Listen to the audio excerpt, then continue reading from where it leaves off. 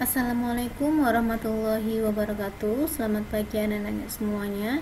Hari ini kita akan belajar tema 1 dengan subtema 3, bersyukur atas keragaman.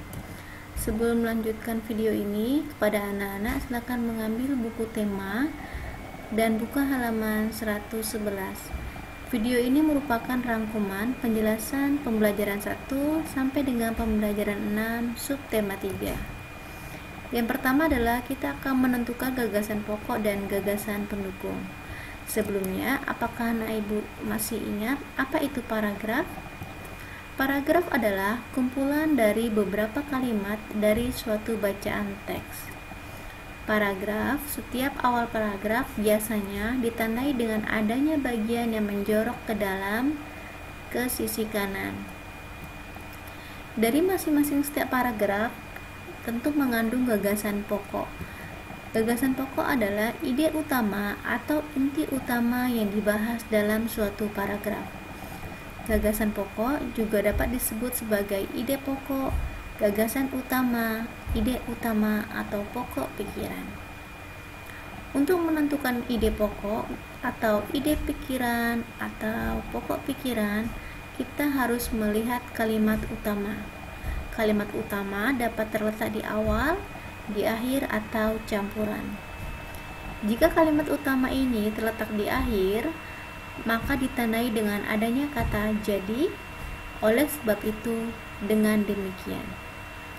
Lalu kemudian, gagasan pokok ini tentunya ada gagasan-gagasan pendukung lainnya. Untuk mencari gagasan pendukung, kita harus membaca keseluruhan paragraf secara seksama. Gagasan pendukung adalah informasi tambahan untuk mendukung gagasan pokok. Gagasan pendukung ini dapat ditemukan pada kalimat penjelas. Baiklah, mari kita perhatikan teks es Palu Butung. Dari teks ini kita akan menentukan gagasan pokok dan gagasan pendukungnya. Untuk gagasan pokok, kita harus mencari kalimat utama. Nah, kalimat utama ini terletak di awal paragraf, yaitu Kota Makassar juga menjadi salah satu tujuan wisata yang menarik. Ini merupakan kalimat utamanya. Lalu, apa ide pikiran atau pokok pikirannya?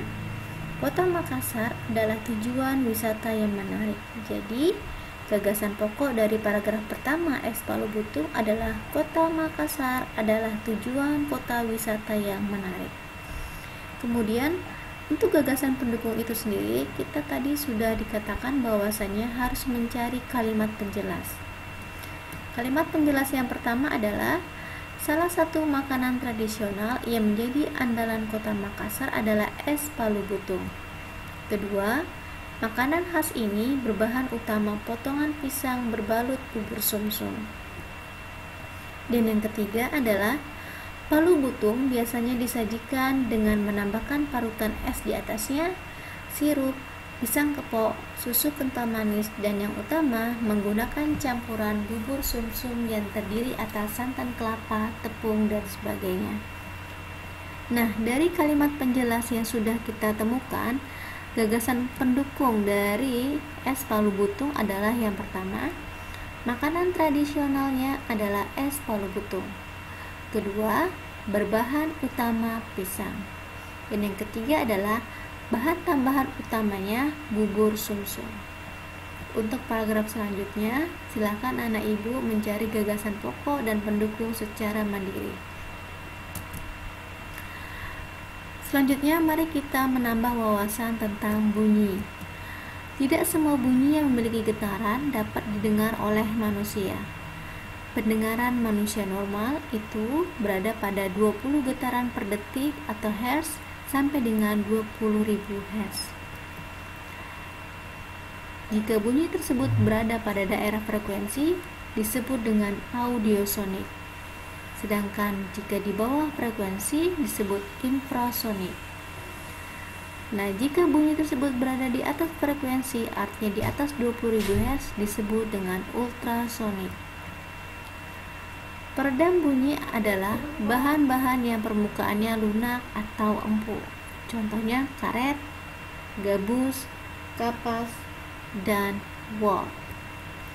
Selanjutnya, perhatikan dua gambar yang ada. Gambar pertama, sebelah kanan, seorang anak berteriak pada ruangan tertutup. Sedangkan sebelah kiri, seorang anak berteriak pada ruangan terbuka atau di lapangan. Dapatkah anak ibu membedakan? Nah, berdasarkan jarak antara dinding pantul dan sumber bunyi, pemantulan dibedakan sebagai berikut. Yang pertama, pemantulan yang memperkeras bunyi asli. Pada ruangan kecil, seperti pada gambar pertama, bunyi asli dan bunyi pantul sampai ke telinga hampir bersamaan, sehingga bunyi terdengar lebih keras. Kedua, gaung atau kerdang berbicara pada gedung besar. Dinding gedung akan memantulkan suara.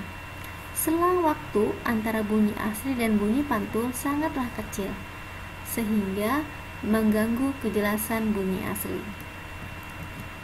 Dan yang terakhir adalah gema. Gema ini terjadi jika dinding pantul berjauhan. Bunyi pantul akan terdengar setelah bunyi asli, dan terjadinya gema hampir sama dengan gaung.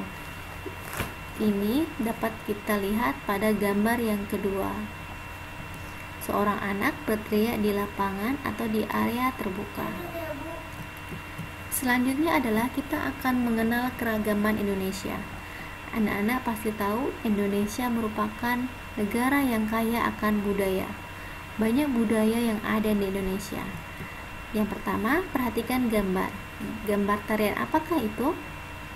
Ya, benar sekali. Tarian tradisional Tari Saman. Tari Saman ini berasal dari dataran tinggi Gayo. Nama Saman diperoleh dari ulama besar Aceh, yaitu Syekh Saman. Tarian Saman ini ditarikan kurang lebih 10 orang. Selanjutnya, keragaman apa lagi akan kita pelajari? Rumah adat. Perhatikan gambar yang ada. Rumah adat apakah itu?